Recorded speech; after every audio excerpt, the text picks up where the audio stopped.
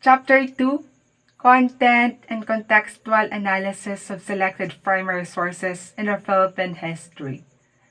A brief summary of First Voyage Around the World by Magellan by Antonio Figapita. Who is Antonio Figapita? So Antonio Figapita is a famous Italian traveler born in Vicenza around 1490 and died in the same city in 1534, who is also known by the name of Antonio Lombrado or Francisco Antonio Figapita. Initially linked to the Order of Rhodes, which was knight, went to Spain in 1519, accompanied by Monsignor Francisco Chericato, and was made available from Carlos V to promote the campaign initiated by the Catholic monarchs in the Atlantic.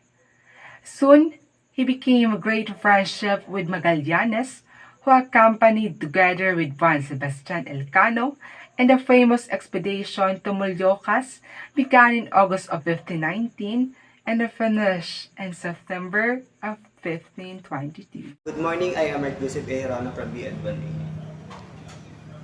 A brief summary of the first voyage around the world by Magellan by Antonio Pigafetta. Pigafetta's work instantly became a classic that prominent literary men in the West like William Shakespeare, Michel de Montaigne, and Giambattista Vico referred to the book in their interpretation of the New World. Pigafetta's travelogue is one of the most prominent primary sources in the study of pre-colonial Philippines. In Pigafetta's account, their fleet reached what we call the Landrones Island or the Islands of Thieves. He recounted, "These people have no arms but few sticks, which have fishbone at the end. They are poor but ingenious and great thieves, and for the sake of that we call these three islands the Landrones Island." Thank you. The Landrones Island is presently known as the Marian Islands. Figata reported that they have what he called islands of Samar, now is a Samar. But Magellan decided to land in another uninhabited island for greater security and their safety. In March 18, 9 men come them and show joy and angriness to see of them. Pigata characterized the people was very familiar and friendly and willing to show them different islands. And he go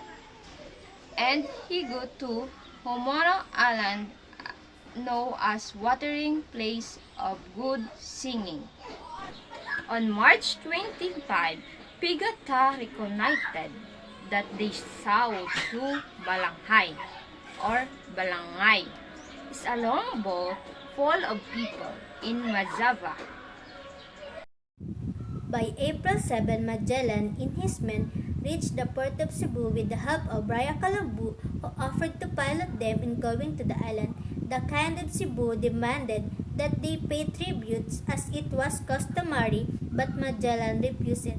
But the next day, Magellan's men and the king of Cebu, together with the other principal men of Cebu, meet at an open space. There the king offered a bit of his blood and demanded that Magellan to do the same. The kataas-taasang kagalang-galangang katipunan ng mga anak ng bayan, KKK o Katipunanes, is arguably the most important organization formed in the Philippine history.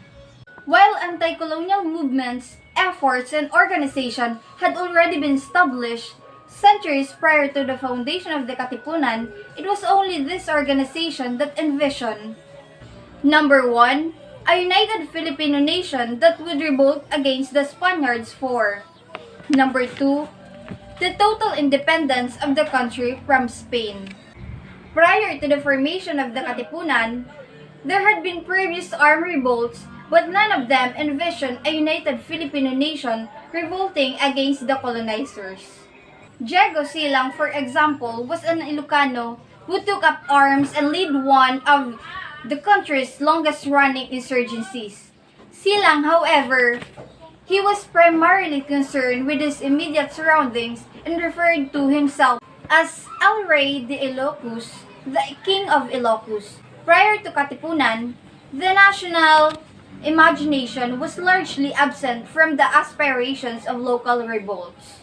On the other hand, propaganda movements led by illustrious figures such as Marcelo H. del Pilar, Graciano Lopez Haina, and Jose Rizal did not seek total independence for the Philippines from Spain.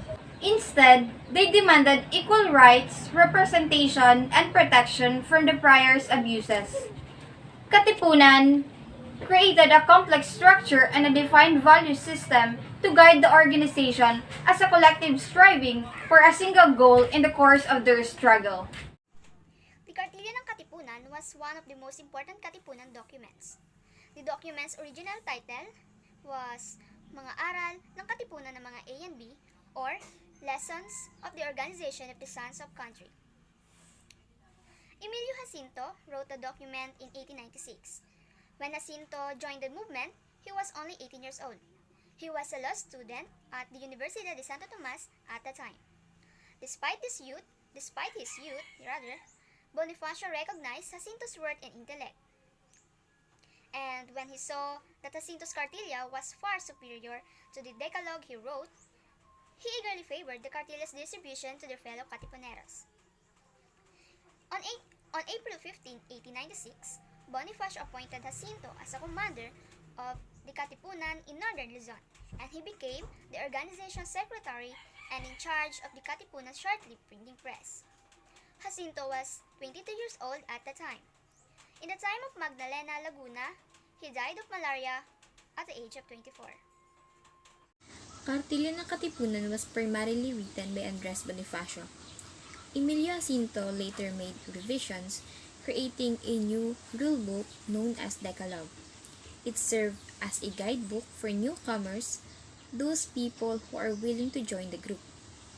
The original version has 14 paragraphs that contains the values that a Katipunero should have. Each paragraph is unique in such a way that they tackle different aspects of a person's life, in which case, anyone may have different interpretation. Hence, it is only appropriate to have a better understanding or explanation to its content. The first code of conduct simply tells us that we must have a purpose-driven life. We must know how to set our goals and find meaning to our life, because without knowing our purpose, we will suffer from unwanted situations. This means that we must not be selfish. We must do good deed not to earn praises, but to show it with our whole heart, because a deed done only for fame is not worthy to be called good. It gives us the real definition of true act of kindness. Being kind is simply seen by the service and love one gives to his or her fellow man without asking anything in return. The fourth rule highlights equality. We are all born to be equal no matter what race, status, and educational background we have. Our society may have divided us into groups, but we must all understand that no one is superior of anyone. A good person must understand that honoring oneself also means he or she values honor rather than personal interest. True honor means having a high moral standard behavior. The Rule 6 tells us that we must be a man of our own words. Whatever said must be done. We must do things that we promise, because we can never take back what we have been said, so walk the talk. This code of conduct tells us to treasure time, because we can never take it back. At the end, we might end up having regretting for the things we weren't able to do. We have to make use of our time wisely. We don't have the same strength, but we can help one another. We must choose to fight for what is right, fight with the weak people who needs your help, and comfort and fight those people who keep on putting others down by oppressing them. This highlights the importance of trust and confidentiality. A wise man is a man who thinks of what he says and keeps what is needed to be kept. All of us needs to be a model for everyone because whatever they saw in us will also be followed by the people who sees us. And a true man leads his family to the right path by showing them that he is righteous. The 11th principle is all about women. A Katipunero must give importance to a woman. He must not see her as an object nor a pastime. That whenever a Katipunero sees a woman, he will remember his mother who nurtured him. The 12th principle gives importance to every actions that one has to make. A Katipunero must not do the things that he does not want to be done to him or to his family. The 13th principle is about having the right character. A Katipunero's life is not measured by what is his status in life, nor with the things that he possesses. Instead, it is his character and his love for the native land. The last tenet shows a glimpse of what the author desired. It shows the sense of hopefulness for the motherland and that all the sacrifices made is not all for naught. And while we have different interpretation with what was intended by Bonifacio, there is one thing that everyone can agree on. Kartilyo ng Katipunan was meant to guide us in living our everyday life to its fullest. More importantly, it highlights the importance of having the right attitude towards the other people. An excerpt from the second paragraph of the Cartilla, which states that the object pursued by the association is great and precious, to unite in ideas and purposes all Filipinos by means of a strong oath and from union derived force, which to steer the wheel that obscures intelligence and thus find the true path of reasons and light.